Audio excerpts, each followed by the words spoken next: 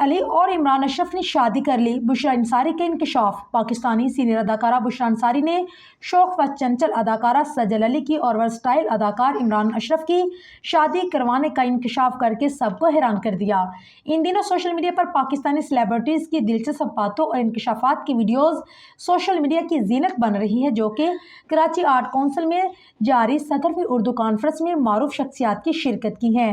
جہاں ماہرہ کا فردوس جمال کے حوالے سے پوچھا گیا سوال توجہ کا مرکز بنا، وہیں اب بشریٰ انصاری کا بھی ایک بیان خوب وائرل ہو رہا ہے، جس میں وہ عمران اشرف اور سجل علی کی شادی کے حوالے سے بات کرتی دکھی۔ بشریٰ انصاری نے عمران اشرف سے مخاطب ہوتے ہوئے کہا ہے کہ آپ کو معلوم نہیں کہ میں نے سجل اور آپ کی شادی کروا دی ہے۔